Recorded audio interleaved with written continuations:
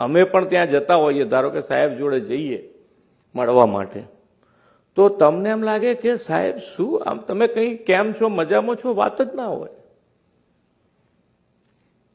કયું કયું કામ થયું છે, ક્યાં ક્યાં અટક્યું છે, શું કરી શકાય, એની સીધી જ વાત હોય. 1 મિનિટ નહીં.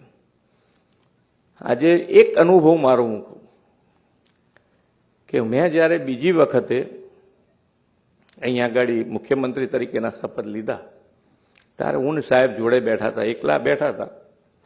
એટલે કે અમારી કાર્ય પદ્ધતિની ચર્ચા થઈ. તો કે ભાઈ અમારું શેડ્યુલ આવે સવારથી કે ભાઈ આટલું આટલું આ મિનિટ આટલાથી આટલા વાગે આ આટલાથી એમાં 10 મિનિટનો ક્યાંક ગેપ હોય, 10 જ મિનિટનો ગેપ હોય.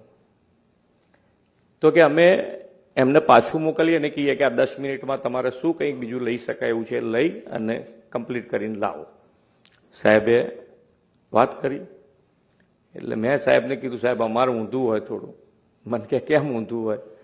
તો મેં કહું અમે પાછું મોકલીએ ને અમે એમ કહીએ કે આ 10 મિનિટ નહીં, આ 25-30 મિનિટનો ગેપ લાવો તો કંઈક બે શાંતિથી. એટલે એમની કાર્ય દક્ષતા તો જુઓ તમે, કેટલું કાર્ય. આજે તમે ક્યાંય 1 મિનિટ એમ 1 મિનિટ ફ્રી નહીં, અને બધું જ પબ્લિક લક્ષી કામ કેવી રીતે વધારે. આજે દેશ અને દુનિયામાં ભારતનું નામનું જે ગૌરવ અપાયું છે એ તો માન્ય વડાપ્રધાન શ્રી નરેન્દ્રભાઈ જ કરી શકે. ભારત દેશની લોકશાહીમાં લોકો કંટાળી ગયા હતા કે આ દેશમાં કંઈ સુધાર નહીં આવે.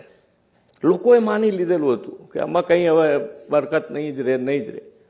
હવે એક જ લીડરશીપ આપણને મળી માનનીય વડાપ્રધાનના રૂપમાં, નરેન્દ્રભાઈના રૂપમાં, ને તમે જુઓ આખા દેશમાં બદલાવ, આપણા પોતાનામાં બદલાવ બધામાં આવ્યા છે. તમે જોઈ લેજો, તમે તાર ચિંતન જેને કહે ને ચિંતન જતું રહ્યું છે, બાકી આપણા પોતાનામાં દરેકમાં બદલાવ આવ્યા છે. કોઈ એમ ના કહી શકે ના મારામાં બદલાવ નથી.